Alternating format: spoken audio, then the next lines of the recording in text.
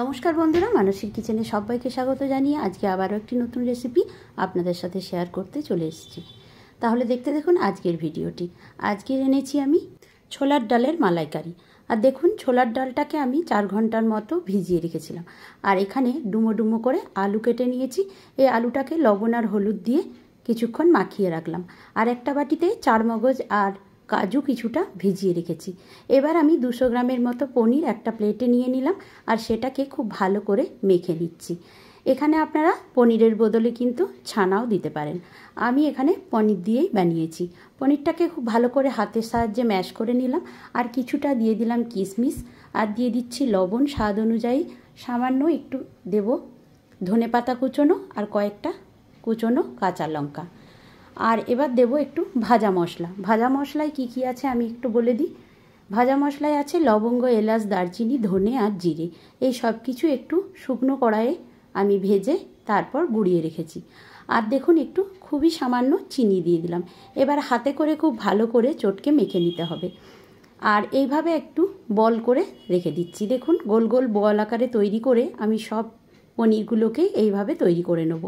আপনারা দেখলেই নিশ্চয়ই বুঝতে পারবেন। আর পনিরের ভেতরে যাতে একটা দুটো করে কিশমিশ যায় সেইভাবেই বলগুলো আমি তৈরি করলাম। সব বলগুলো তৈরি করা হয়ে গেল। এবার দুটো মিক্সির বাটি নিয়েছি। বড় বাটিটায় আমি ছোলার ডালগুলো দিয়ে তার সাথে কিছু আরও উপকরণ অ্যাড করব, যেমন লবণ দিলাম, কাঁচা লঙ্কা দিলাম, কয়েকটা আদার টুকরো দিলাম, সামান্য একটু হিং দেব, কাঁচা লঙ্কা কুচোনোও দিয়ে দিয়েছি। আর দেখুন, একটু হিং আমি 1 চিমটি হিং দিয়ে দিচ্ছি আন্দাজ অনুযায়ী।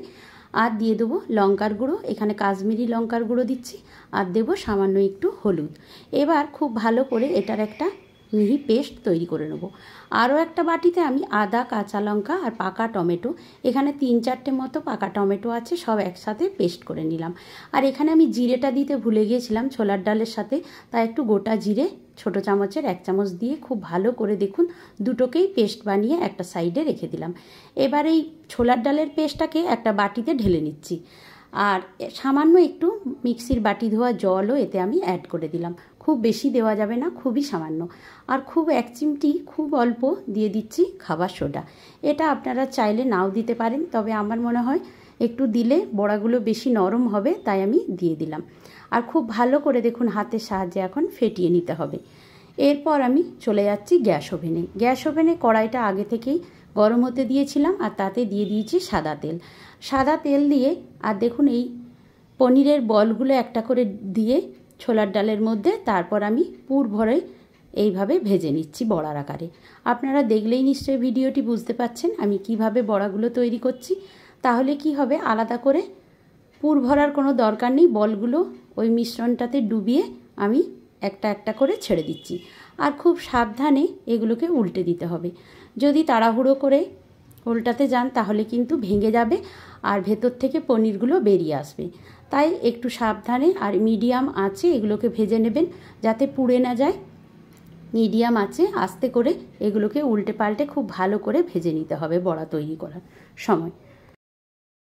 এখন দেখুন, বড়াগুলো একটা পিঠ আমি উল্টে দিয়েছি।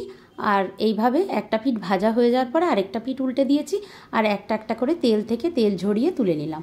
বাকি বড়াগুলো এই একই প্রসেসে আমি ভেজে নিচ্ছি। এইভাবে আপনারা কিন্তু নিরামিষের দিন বলুন আর যে কোনো পুজোর দিন বলুন, আপনারা নিরামিষ পনির পকোড়া বা ছোলার ডালের এই রকম পুর ভরা পকোড়া তৈরি করতেই পারেন।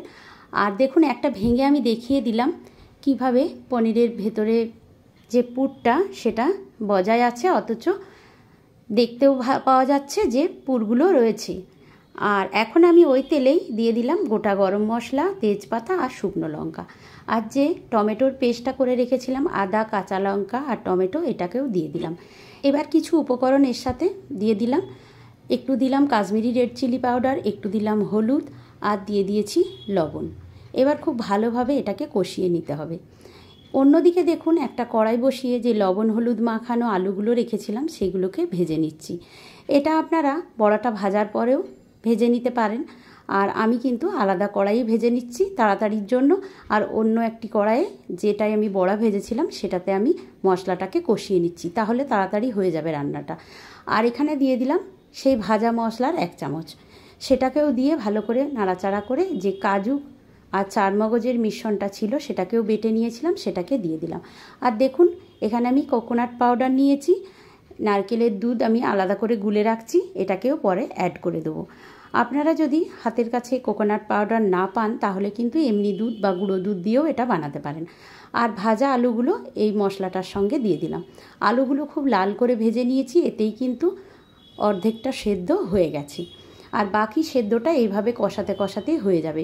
মিডিয়াম আঁচটাকে রেখে বেশি হাই ফ্লেমে রাখলে কিন্তু পুড়ে যাবে, যেহেতু কাজু আছে, চারমগজ আছে, তাই মিডিয়ামভাবে রেখে এটাকে সামান্য একটু জল দিয়ে এভাবে নাড়াচাড়া করে একটু ঢাকনা চাপা দিয়ে এটাকে সেদ্ধ করে নিতে হবে, আলুগুলো যাতে খুব ভালোভাবে সেদ্ধ হয়ে যায়। এইভাবে কিছুক্ষণ নাড়াচাড়া করে দেখবেন ভালোভাবে সেদ্ধ হয়ে গেছে। আর আমি এক মুঠো কিশমিশ ছিল সেটাকেও দিয়ে দিলাম, এটাও কিন্তু অপশনাল, আপনাদের কাছে যদি কিশমিশ না থাকে তাহলে কিন্তু এটাকে বাদ দিতে পারেন। আলুটা দেখুন সেদ্ধ হয়ে গেছে, এবার ভালোভাবে কষানো হয়ে গেছে, দেখেই বোঝা যাচ্ছে তেল ছেড়ে আসছে উপরে। এখন আমি দিয়ে দেবো পরিমাণ মতো জল, আর তার আগে আমি একটু চিনি দিয়ে দিলাম, খুবই সামান্য চিনি দিলাম। আর জল দেওয়ার আগে এই নারকেলের দুধটাও দিয়ে দিলাম।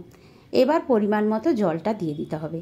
নারকেলের দুধটা দেওয়ার পরে পরিমাণ মতো জলটা একটু বেশিই দেব, কারণ বড়াগুলোতে কিন্তু বেশি পরিমাণ জল টেনে নেয়, একেবারে ঘন হয়ে যায়, তাই একটু জলটা বেশি পরিমাণই দেবেন। এবার দেখুন ফুটতে শুরু করবে, আমি ঢাকনা চাপা দিয়ে দিলাম। কিছুক্ষণ ফুটে যাওয়ার পরে আমি একটু নাড়াচাড়া করে নিচ্ছি আর বড়াগুলো এক এক করে দিয়ে দেবো। বেশিক্ষণ এটা আর ফোটানো লাগবে না, কারণ আলুগুলো সেদ্ধ হয়ে গেছে। আর বেশি যদি ফোটাতে থাকি তাহলে ঝোলটা ঘন হয়ে যাবে, আর বড়াগুলো দেওয়ার পরে আরও ঝোলটা ঘন হয়ে যাবে, তখন কিন্তু একেবারেই গ্রেভি থাকবে না। তাই আমি এই পর্যায়ে বড়াগুলো দিয়ে আর বেশিক্ষণ ফোটাবো না। ওপর থেকে একটু কাসুরি মেথি দিয়ে দিলাম, আর দিয়ে দিচ্ছি কুচনো ধনেপাতা, আর সব শেষে একটু গরম মশলা আর ঘি দিয়ে দেবো। নিরামিষ রান্নায় তো ঘি আর গরম মশলা দেওয়া খুবই দরকার, তাহলে খেতে বেশি ভালো লাগে। তবে ধনে পাতাটা যদি স্কিপ করতে চান এই পর্যায়ে তাহলে স্কিপ করতে পারেন। আর দেখুন গরম মশলার গুঁড়োও খুব সামান্য দিলাম, আর সবশেষে ঘিটাও দিয়ে দিচ্ছি। আর গ্যাসের ফ্লেমটা একেবারেই বন্ধ করে দিয়েছি। আর কিন্তু ফোটানোর কোনো প্রয়োজন নেই। এবার নামিয়ে নেওয়ার পালা। সামনেই দুর্গাপুজো, ষষ্ঠীতে বা অষ্টমীর দিন এরকম কিন্তু নিরামিষের দিনগুলোতে আপনারা এরকম একটা রেসিপি রাখতেই পারেন। আবার যে কোনো পুজোতে ঠাকুরকে ভোগও নিবেদন করতে পারেন এরকম একটা রেসিপি বানিয়ে। কেমন লাগলো আমার এই রেসিপিটা অবশ্যই কমেন্ট করে জানাবেন। নতুন বন্ধুরা আমার চ্যানেলে ভিজিট করে থাকলে ভিডিওটি দেখে যদি ভালো লাগে তাহলে অবশ্যই চ্যানেলটিকে সাবস্ক্রাইব করে বেল নোটিফিকেশনটা অন করে দেবেন। আর আপনারা একটা কমেন্ট করে জানাবেন যে আপনাদের কেমন লেগেছে আজকের এই রেসিপির ভিডিওটি। এখন আমি দেখুন একটা সার্ভিং প্লেটে তুলে রাখবো, আর আপনাদের দেখাবো দেখতে কতটা লোভনীয় হয়েছে। খেতেও কিন্তু দুর্দান্ত হয়। একবার অবশ্যই আপনারা সময় করে এরকম একটা রেসিপি আপনারা বানাবেন বাড়িতে, সকলকে খাওয়াবেন, নিজেও খাবেন, আর কেমন লাগলো আমাকে অবশ্যই কমেন্ট করে জানাবেন। আর পুরনো বন্ধুদের অসংখ্য ধন্যবাদ এতদিন আমার সাথে থাকার জন্য। আগামী দিনগুলোতেও যেন আপনারা আমার সাথে থাকেন সেই আশাই করব।